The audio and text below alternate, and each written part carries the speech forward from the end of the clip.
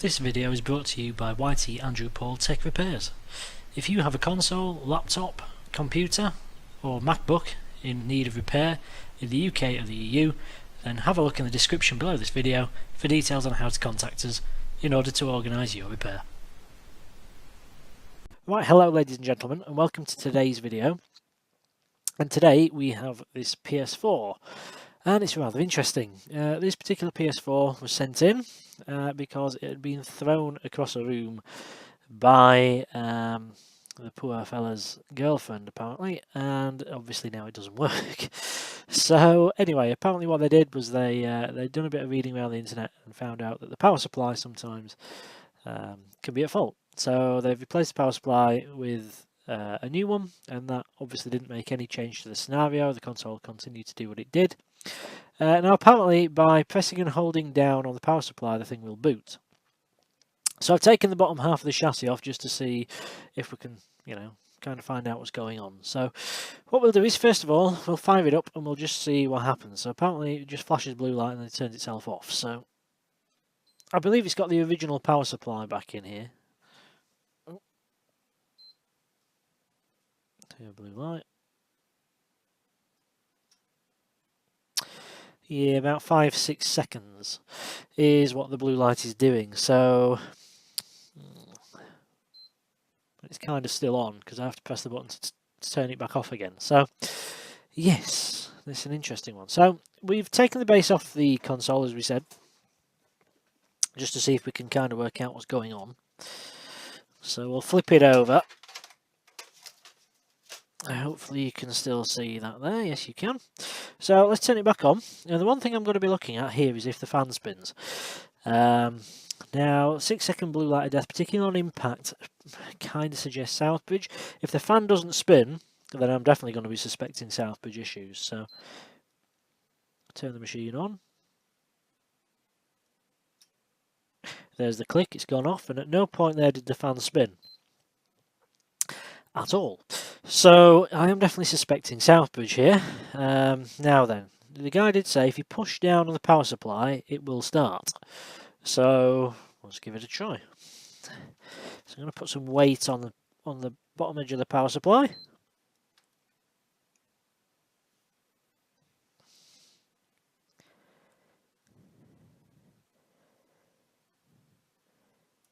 Indeed, it's running, but there's no fan. And as soon as I took my hand off there, it stopped. So, unfortunately, you can't really tell, can you? Because we've got it upside down to put pressure on, so you can't see the light. But what I did notice there is that I can hear the disk drive and I can hear the hard disk spinning. So it was definitely trying to boot. Obviously, there's no fan, so I don't want to keep it on because we don't want to damage the APU or anything like that. So, I mean, it is cold, so it won't have done any harm to it. But, yes, so the fact that we have a 6-second blue light of death and we can put pressure on that sort of area. The Southbridge lives under this kind of area here. So the fact we can put pressure there and the machine does attempt to boot, but we get no fan, believes me to think that we do have at least one, if not more, broken connections underneath the Southbridge chip.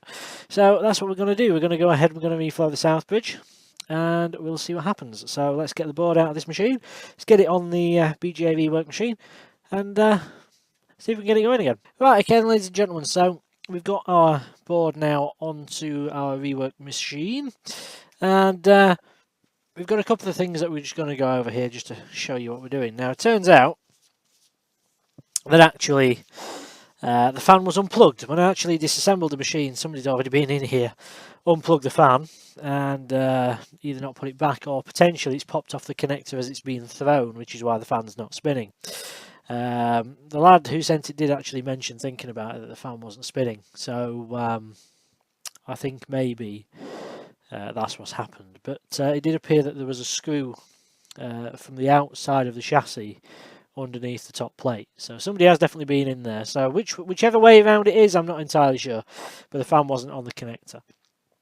But either way, a 6-second blue light of death, and the fact that we could put pressure over the Southbridge area of the board makes me think that indeed we do have a Southbridge issue here. So that's what we're going to take a look at today. Now, there's a couple of things that you should visually check in the instance where you have this particular problem. And essentially, those places are as follows. Now, if I can find my tweezers, I can point them out to you.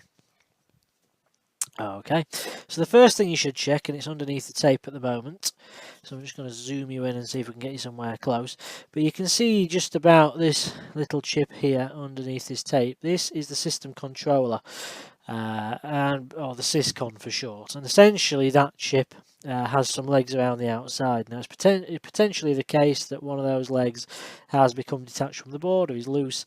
I checked that in this instance and they're all perfectly attached and they're all okay, so that isn't the issue.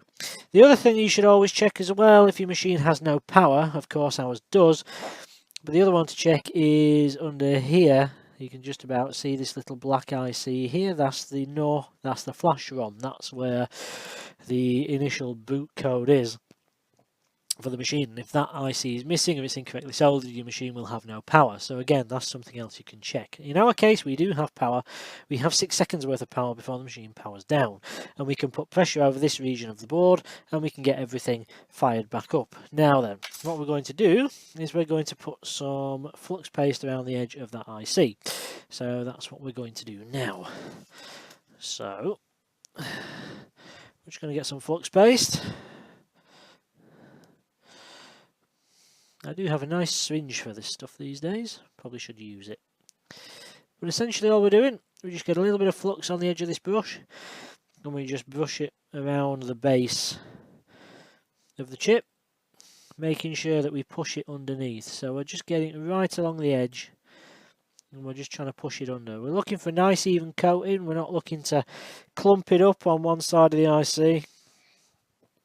We're just looking to brush it nicely along the edge, and just make sure that the edge of the bristles go along the bottom edge of the chip to get underneath at the balls, to make sure that that flux paste is going underneath the IC. We're making sure that we don't leave any clumps, any sort of large pools of flux around the edge of the chip or anything like that. We need a nice uniform layer. We don't want too much because we don't want the IC to float. We just want a little tiny, almost half pea size on the edge of the brush as we go around the edge, and then we just brush it around each side, each edge of the IC. The tape we've applied around the outside here is called Captain tape. Basically that is essentially just copper impregnated tape, so it reflects heat, so it protects the components underneath it. There are some relatively delicate components underneath there which we need to make sure don't get affected. We're going to put our temperature probe here from our rework machine just there. That'll be okay to detect the top temperature of the board. And what we're going to do now, we're going to go into, I'm going to set the profile running for this in a second. Going to get this upper heater in position. Now then, the important thing to remember with this particular process, I'll take you down here so you can see what's going on. The important thing to remember about this particular process is that the board needs to be properly supported. If the board isn't properly supported and it isn't held flat, then you'll find that potentially the board may move out of position and it may cause the chip to sit lopsided. Now, if it does that, you have the potential of bridging balls underneath the IC, which is just going to cause you more problems than you're going to solve. So it's really important to make sure that the board is properly braced up on these BGA rework machines before you try to undertake this, because a failure to do so will mean that you are going to be likely to actually go bridging something underneath there that you shouldn't. So what we've done is we've got our board in our Joe VXY table, we've got the board clamp underneath, we've got it nice and close to where the actual IC is being prepared, so the support runs just along the back of it here. That makes sure that the board is properly supported where the heat's going to be concentrated. And we always give the board a push test around the IC to make sure that it doesn't deflect. You want a nice solid board. If the board moves at all, you need to go back and rebrace it. But we're quite happy that we're in a good position there. So what we're going to do is we're going to set this profile running now. We're going to load it into the machine. and we're going to set it going. There we go. So that's now going to run. We're going to stick some fume extraction on, and we're going to wait for our IC to reflow. So essentially what's going on here is we have a broken connection underneath our Southbridge chip. So we don't need to do anything too drastic with it. We don't need to lift it and reball it. Basically, you know, the IC itself is in position. It's just that one of the pins underneath there has become fractured. Now, by giving it a proper reflow, and by proper reflow I mean on a proper professional rework machine like this, all we need to do is make sure the profile completes, and we're going to give the chip the nudge test at the end of the process. And what the nudge test is basically is we make sure that when the rework machine beeps at us to tell us the profile is completed, all we do, we go in with a pair of tweezers like this, and we just nudge the edge of the chip really delicately. What we want to see the BGA will bounce forward and back. So really light pressure on one side. We want to see the BGA move, and then the other side as well to make sure the other side moves. And then what that tells us is that each and every ball underneath that chip is flowed, it's molten, and the surface tension moves the BGA back. So providing we don't hit it too hard and knock the thing off the board, the surface tension and the actual balls underneath basically act like a spring, so we can nudge it forward and the surface tension will nudge it back. And providing we can see that, we know that our BGA is properly reflowed and the solder connections underneath are all nicely molten, and that should be enough to restore the connection underneath. We don't need to do anything major under here. We don't need to reball it like we would with an APU. We can just reflow this IC. This IC isn't particularly heat sensitive. It doesn't get particularly warm, which is why it doesn't have any heat sinks on it or any thermal paste. It's a fairly basic chip in its operation, so it doesn't run very hot, so heat isn't an issue. So reflowing this should be enough to get it going. Done this several times before, and it's been enough to get them going again. The question is, of course, is whether it's actually done any further damage to the board. Now, it could be that the APU also has some fractured pins underneath, but the fact it just tried to start, and allegedly once it does start, it's okay. It actually comes up all right. So the fact it does that leads me to believe that when we've reflowed this IC, I think we'll be good, but we shall see. You'll notice as well somebody's been going fairly merry with the old thermal paste. It's all over the RAM blocks. And there's quite a lot on top of the APU, so we'll definitely be giving that a clean off and replacing the thermal paste. The other thing to make sure as well on these boards, if you are going to put them on a BGA rework machine, is to ensure that you remove the CMOS battery, the flat calculator style battery on the board, because they do like to go bang when subjected to a fair bit of heat. Now, in our particular instance, we've got the board oriented left to right as top to bottom, so it's the other way around. So the battery connector is actually overhanging the edge of the machine. But depending on which way around you prefer to have it, yes, if the battery connector is going to be above the IR heaters or the hot air that you're using, then trust me, you're going to want to remove the battery. Because they do go bang. I've done it before. The voice of experience, not on a PS4, I think it was on a PS3 way back. Luckily it was one of mine. It didn't actually damage the board, it just blew the battery up and ended up with nice boiling battery acid everywhere.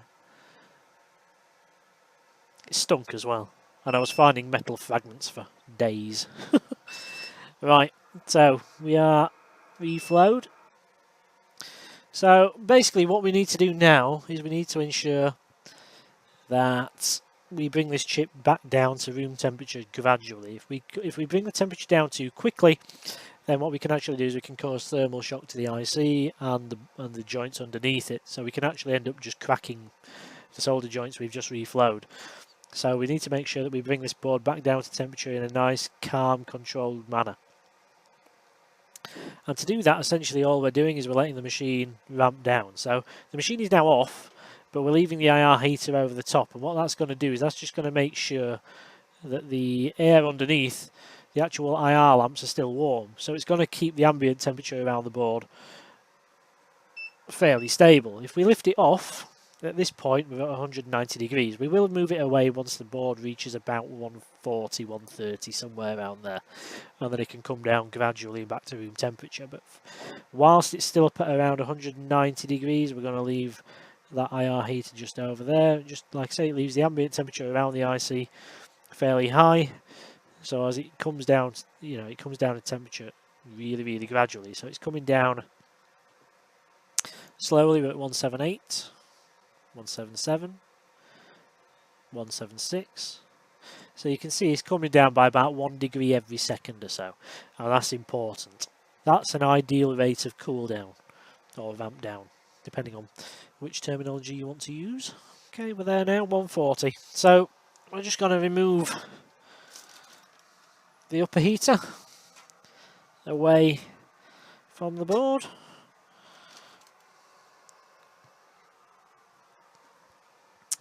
And it's going to start to come down in temperature further now. So we're heading down 132, 131, 130, 129, 128, 127. So you can see it's coming down. It's still gradually coming down.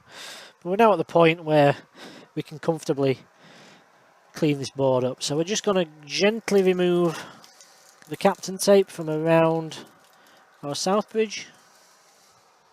We don't need that anymore. Temperature is around 102, 103. Yeah, 103 it's stabilised out at. So we should be okay now to go in and give this a clean with some isopropyl alcohol.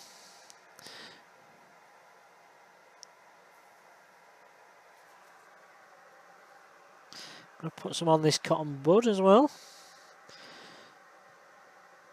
Now then, it's easier to remove the residue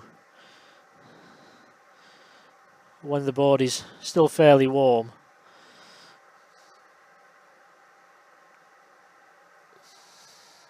If you leave it while the board goes completely cold, then you may be sitting there scrubbing it for a while. And because the board is still fairly warm, the alcohol will evaporate off fairly quickly. So you might hear it sizzling away and smoking up, but everything's absolutely fine. No problem.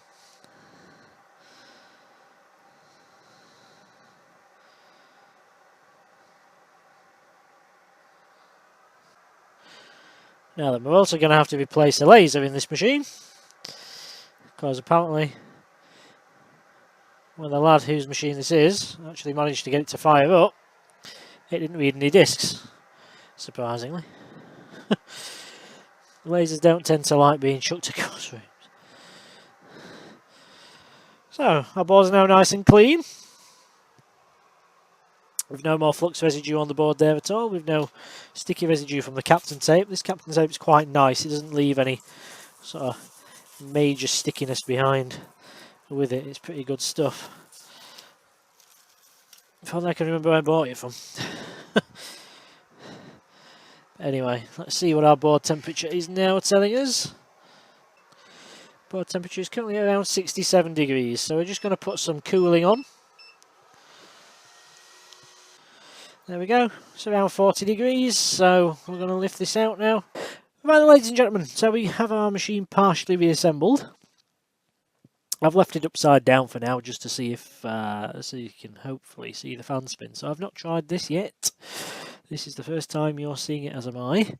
Hopefully we've got a result here. The one thing I did notice though, as I was putting the board back in the chassis, remember how the lad says that the disk drive wasn't working anymore? Well, on the motherboard side of the connector, there you go, you can probably just about see there's 2 pins on the laser ribbon there that are bent over.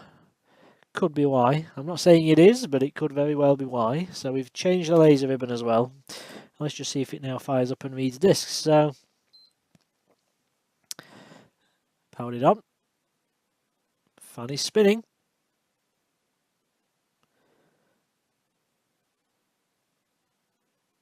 And no power off yet. And if we look up there,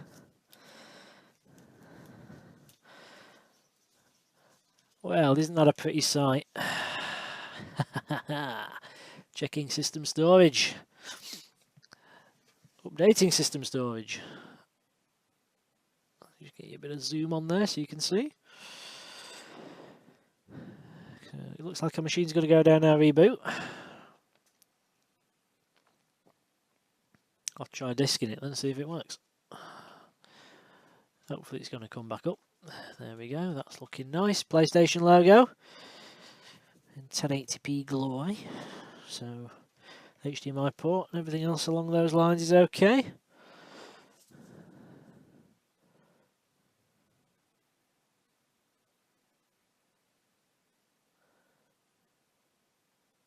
Love it. There we go. Welcome back to PlayStation. Now then, I do believe I don't have my PS4 controller up here today, which is a massive oversight on my part. Unfortunately, I took it home. And yes, I've left it down there. I took it home to play some GTA 5 and yeah, I didn't bring it back with me. But as much as that is the case, let's see if we can at least hear this thing spin a disc, see if it sounds like it's going to read, since we won't be able to show you. Bloody hell, that's annoying. But anyway, let's see if it'll at least accept the disc. Let's make sure we don't have any funny business going on there with regards to that. So if we just move this down, get it a little bit closer. Let's hope this is going to feed a disc. I don't know if you'll be able to hear it. I'll try and get the microphone close enough.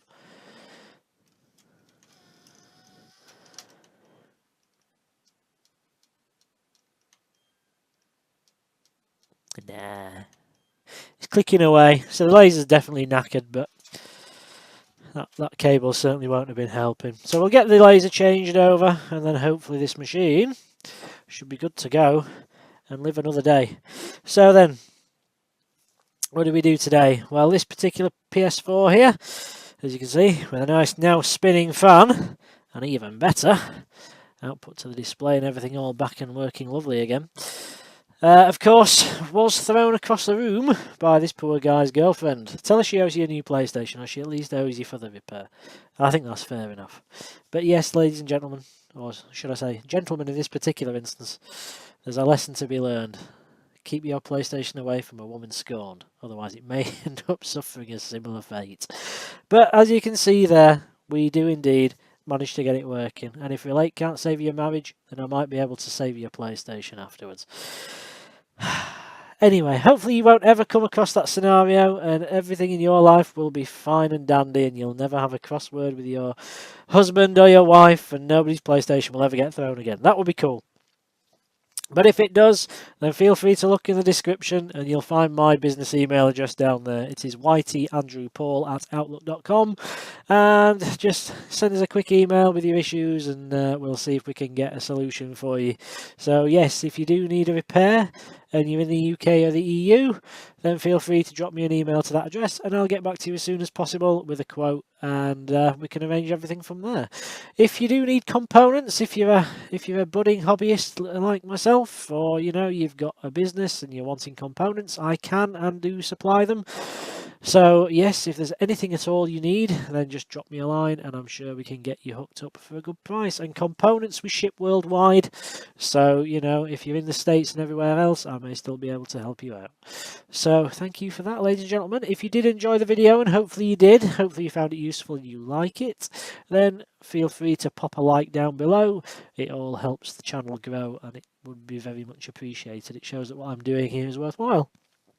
If you have any questions or any comments, feel free to drop them in the comments below. Or if you'd like to send me a message in private, you can do so on Twitter or on here. I do pick up private messages on here as well. But Twitter, my Twitter handle is at YTAndrewPaul, and my DM inbox is open to everybody there. So if you've got something you'd rather send me in private, then feel free just to drop it in there and I'll get back to you as soon as possible. So anyway, as we can see there, we're all back up and running. And hopefully this guy, you know, won't ever have his wife or his missus or his girlfriend chuck his PlayStation across his room again, because otherwise it'll be back in here, won't it? And in the nicest possible way, I don't like to see things come back. I really don't. So anyway, thank you for watching, ladies and gentlemen, and I hope you have a good day and life treats you well until the next one. So from me, from this PlayStation, and a very relieved boyfriend, I would imagine, it's bye-bye for now. and I'll see you soon. Many thanks for watching then, ladies and gentlemen. Hopefully you've enjoyed this video. If you have, then why not check out these recommendations below. Also, please remember to comment, rate, and of course subscribe to the channel if you found this useful. We've plenty more content on there, and there's lots more to come.